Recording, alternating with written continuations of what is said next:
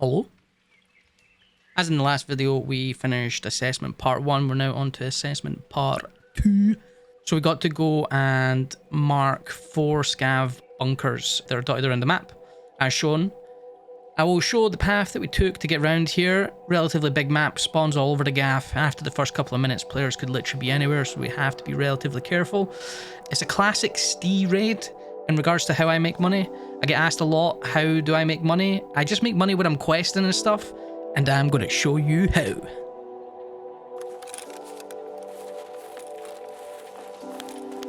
So as I get my bearings and stuff, I realise we actually spawned quite near one of the scav bunkers we're going to mark. So we're going to head over there, mark that bunker, check it out. Could have another spawn close by. It's kind of a hot zone, so we've got to be careful. The goons can also spawn here. I sneezed. Sneezed again.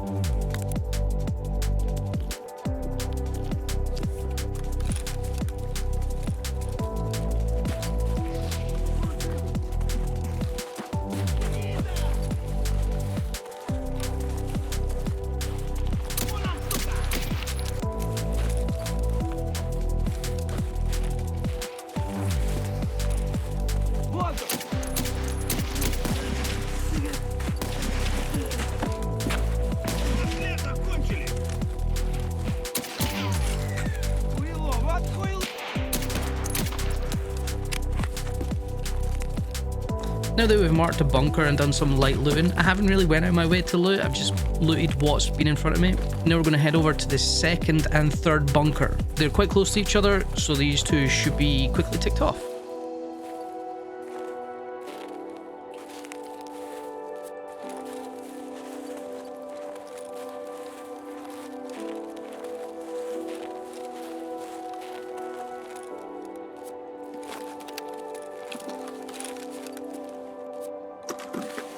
That's number 2 done. Now we just need to nip round the corner and get to bunker number 3. Do you honestly think I was going to walk by a technical crate? Chee!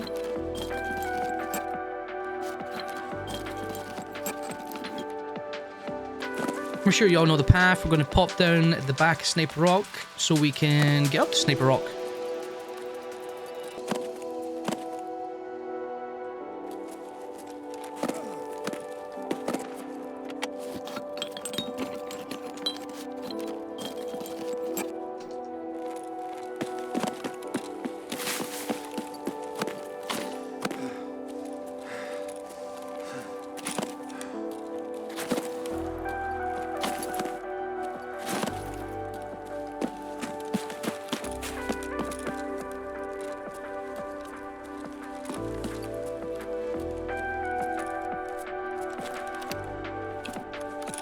Now that the third marker's placed, we need to find a route that's going to be safe to go all the way back on ourselves to number 4.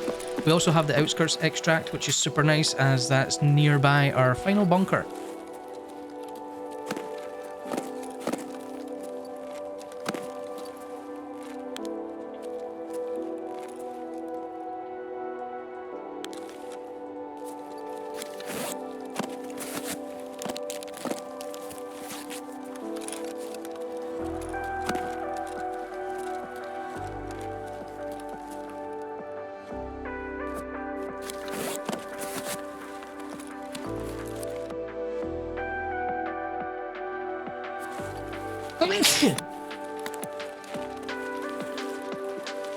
Luckily we didn't actually come across any PMCs, so we were able to navigate this far fairly easily. The one thing I just wanted to note was, for large portions, especially when cutting through the woods, I'm at walking pace as opposed to sprinting.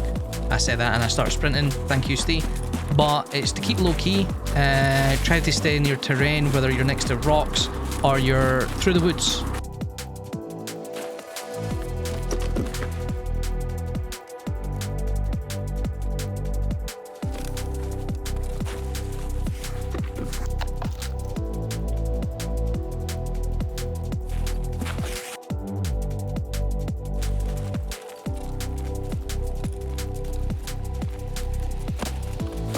We have arrived at the 4th and final bunker. Luckily, don't need the key to go in and mark this one, although I wish I had the key because I could have just extracted here.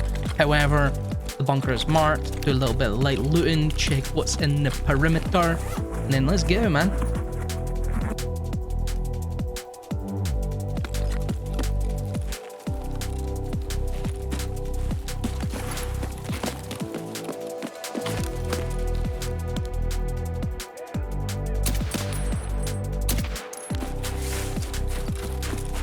I guess this is a nice little bit to point out. When you are moving through the map, make sure you are sort of scanning the horizons. Try to look intently here. I get a good spot on a scav. However, I'm terrible and I miss. But at least I spotted him. Who's laughing now, punk? Pretty much of the extract, and there's just a random AVS and a helmet and ears. So it'd be rude not to.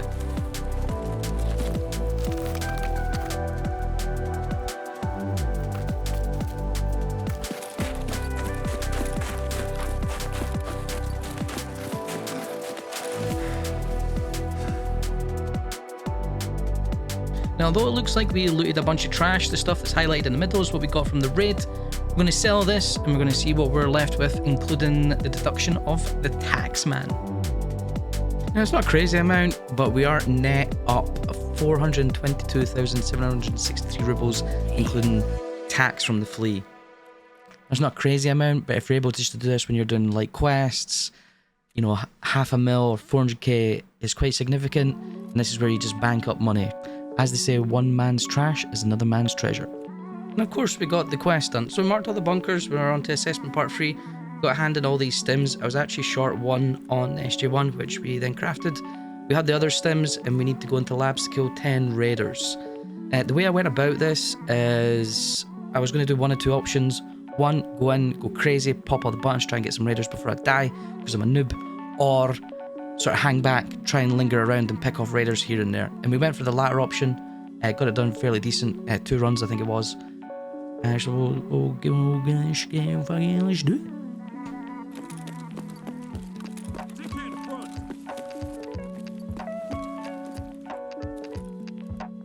Hello?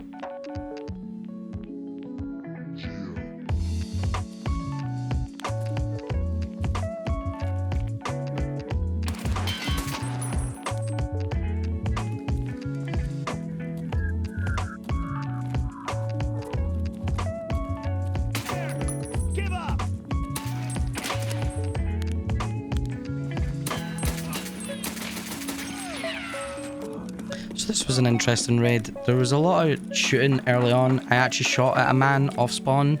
But up at the offices, there was a lot of fighting, so I stayed underground looking for raiders.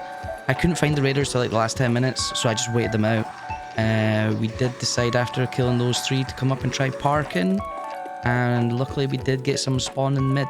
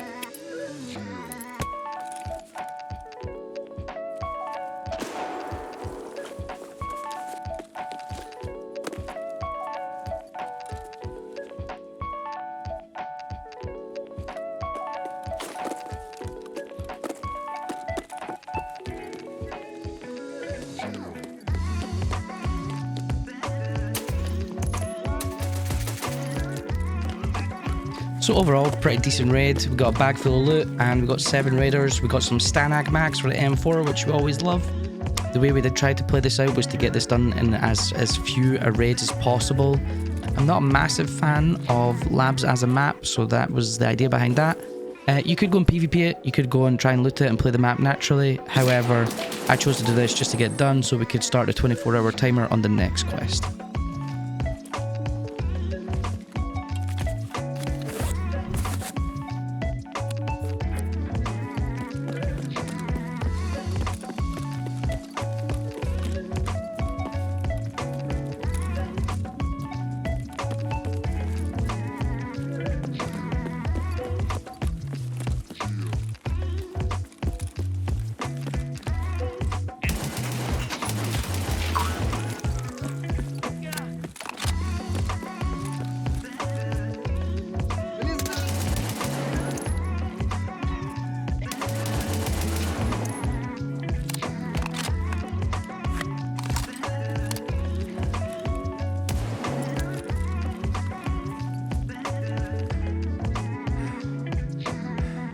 We got our last 3 raiders, so let's just grab what they had and extract. Hand the quest in. Unfortunately, the next quest is gate kept by 24 hours, so we do need to wait on that one.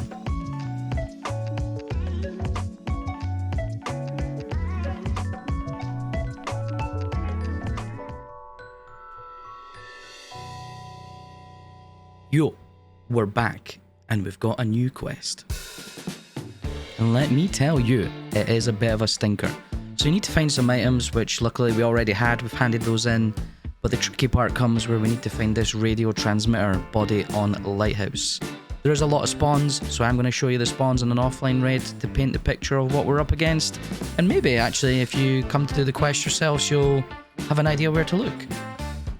Now these are in no particular order. I am going to run to all the spawns and show you where they are. I could have grouped them a little bit better. However, what I would recommend is definitely going to EFT Wiki and checking out all the spawns if you're planning to do this.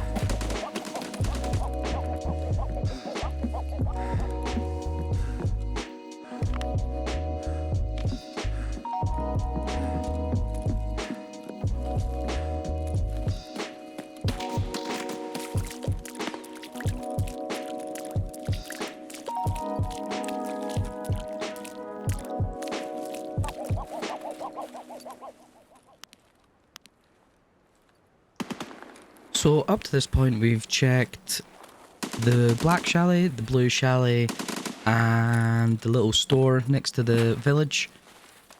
We haven't checked the grotto or the landing zone. However, as we approach the water treatment, as you can see, there is a lot of shooting, scary men, danger, danger. So we approach with caution.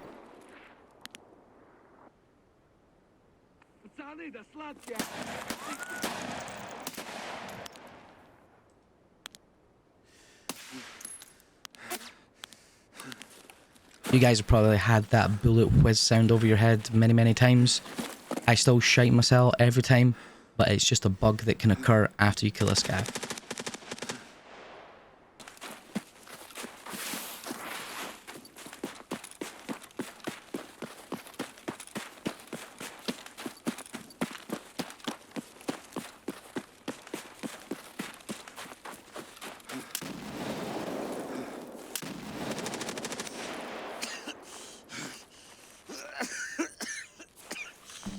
I'll be honest, it's not my proudest moment, and when I heard the machine guns going off, I thought I was cooked.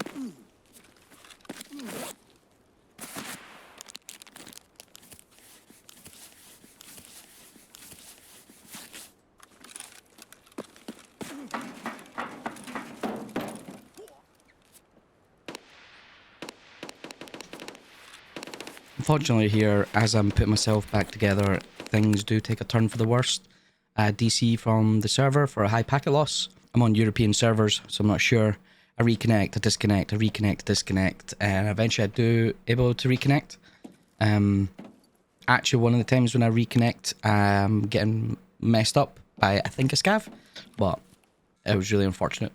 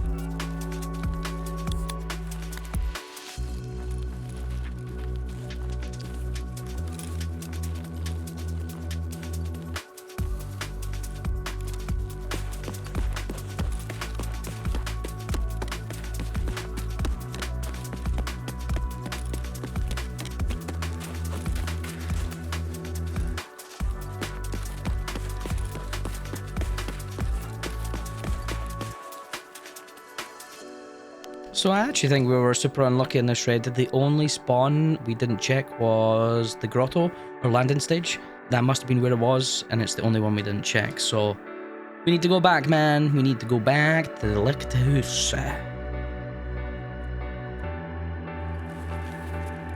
So we're back in. There's nothing too exciting. We've checked the spawns. I decided to go nighttime. We haven't seen anybody yet. And this is how the rest of the raid pans out.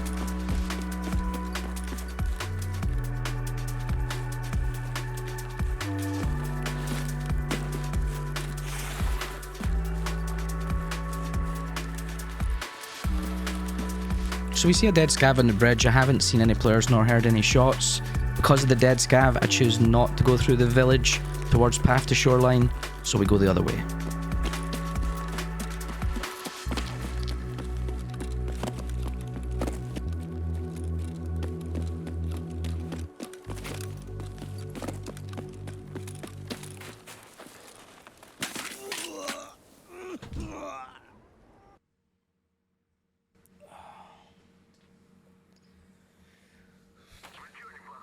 That raid would be what we call a shagger.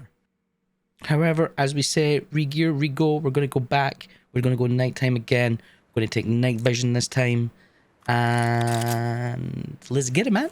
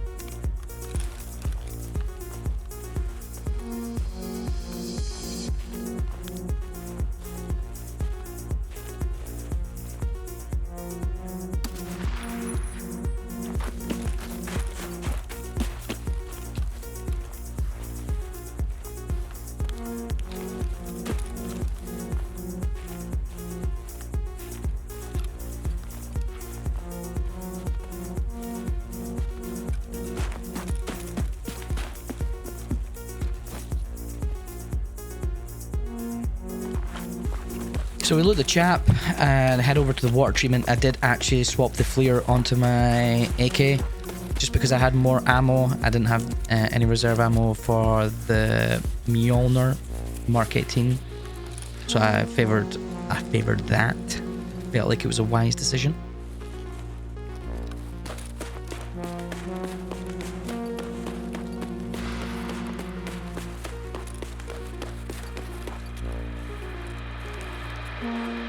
Now, it does get a little bit sticky here as we have patrolling rogues. Obviously, I don't want to shoot them, otherwise they become completely hostile to all rogues within the water treatment, as obviously they are non-hostile towards USEC at a reasonable distance.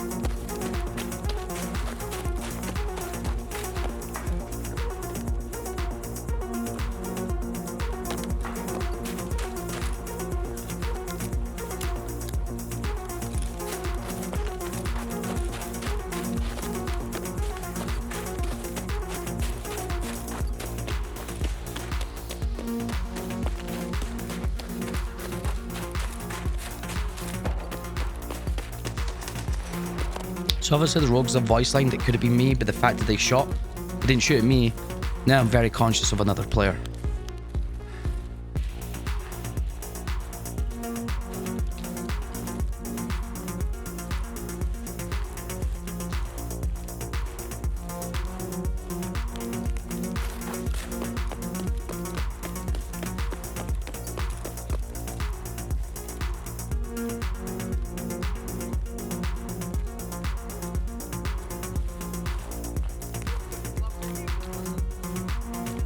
Players got voice line, however, I don't know how many.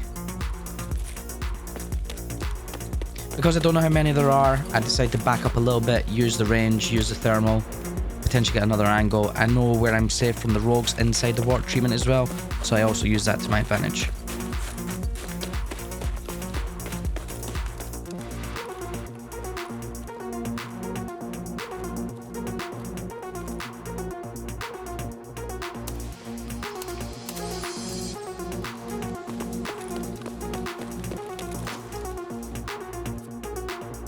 I'm a curious guy, so I gotta go and check what he's got, man. Although I am conscious that there still could be another player, so we do this quick time and we get out of there. Still conscious there could be more. Obviously, I just need to make sure I'm covering all the angles, proceeding with caution, but the target is just to get to the extract.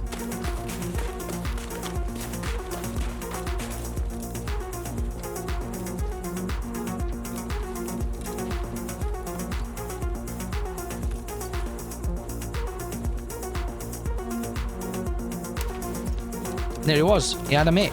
He was chilling. I don't know if he was trying to hold the wall up or what he was doing, but he had a mate and he was chilling.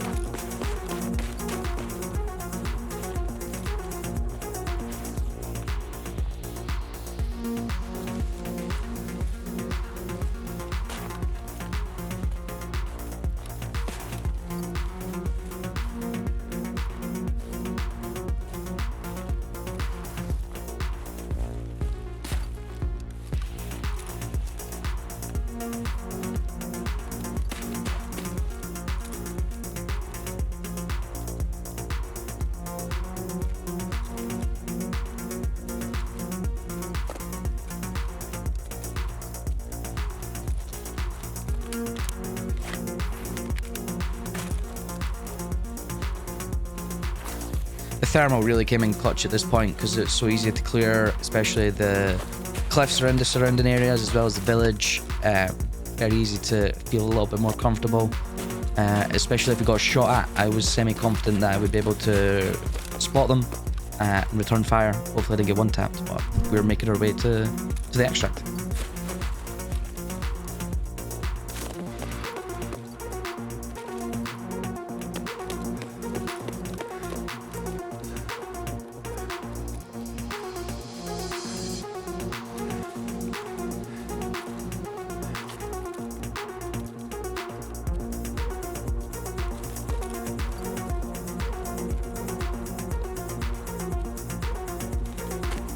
A lesson learned from the previous raid, I decided to take a slightly different path. I kind of bend round to the right as opposed to going directly into the extract just because that's where we died before. I won't always do that, but I just took that as a lesson learned from the previous raid. I would have kicked myself if I died in the same fashion, so we make our way to extract.